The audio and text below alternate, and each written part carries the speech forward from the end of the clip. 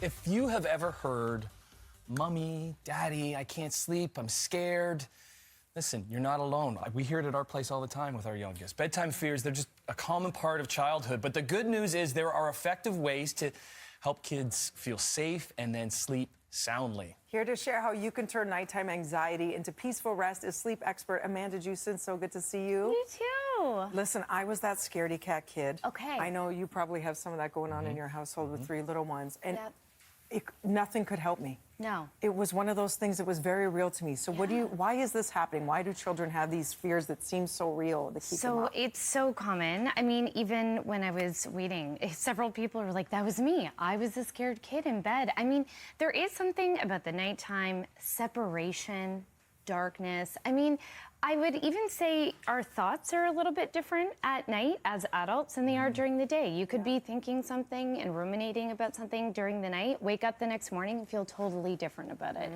Kids are no different. They feel that separation. New schools, new classes.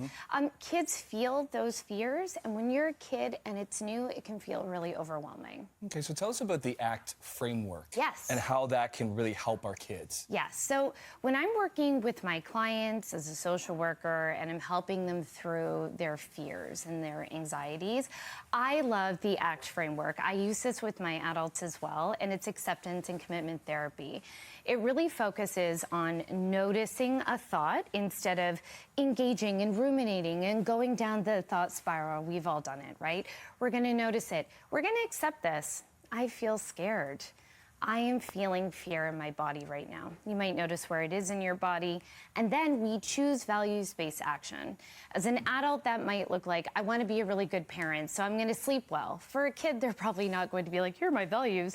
But it might be something like, I want to be a good friend at school the next day. Or I want to be in a good mood or run really fast at soccer, right? You can help your kids reach that out. But having kids identify those things can really help ease their anxiety. And what can parents say? Because a lot of times it's don't worry, there's nothing to be afraid of. But you said that doesn't really help. If you're a child and you are feeling fear and someone goes, you're fine. Or alternatively, you're a child and you say, I'm so afraid. And your parent goes, oh, you are of what? Right, we're mirroring that, and it feels really scary. So what we can do is we can ask kids to accept this. Yeah, you are feeling fear. I feel fear too. And really normalize it. Normalize it, make sure that they know it's okay. Really get them to understand that these are thoughts and they don't necessarily have to be true. So highlight the thought.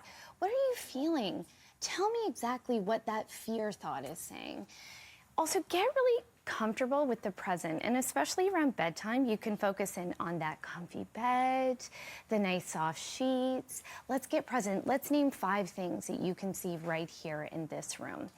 For kids especially, ACT really focuses on mindfulness and visualization. I get kids to imagine their thought monster as a silly, scary monster. Okay, so that's a silly, scary. So what's your thought? Great. Now let's imagine that thought out of ourselves. Let's give it a funny hat.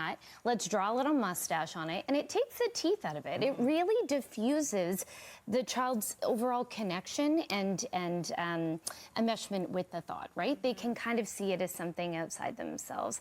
And don't be afraid to get them to journal. Write it all out, get it all out before bed or in the morning. So that's one way parents or caregivers can help them. What are some other ways that we can help them out? I always talk about if you went to the doctor and you said, okay, doctor, here's the mole on my hand, what do you think? And the doctor went, you would go, oh gosh.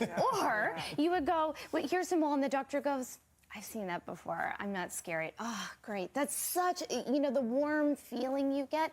The best thing you can do is model what you want your kids to think and feel. So yeah, you know what? It's normal to feel scared at night.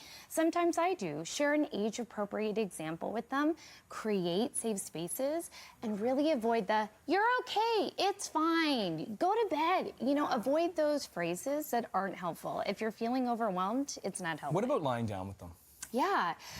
I get this question every day because my job is a lot of kids wanting to sleep independently or asking to sleep, and then they do and they feel overwhelmed and they can't. It's really a family choice. I am a true believer that a problem is only a problem when it's a problem for you. If you like laying down with your kids, everyone's sleeping through the night, you're rested, have at her. When it starts to become a problem for your family that you define, not me or anyone else, then there's lots of ways that we can help kids through exactly, ACT frameworks, working with a psychologist, social worker, any mental health worker, your doctor. We can help kids achieve independent sleep if that's a goal for your family. That's great. Amazing tips to hopefully have the little ones and the moms and dads sleep tight, because sleep is so important for recovery. Absolutely. Where do we get more info, Amanda? You can head to babysbestsleep.com or amandajewson.com. Wonderful. Thank you so much. We'll be back with more BT right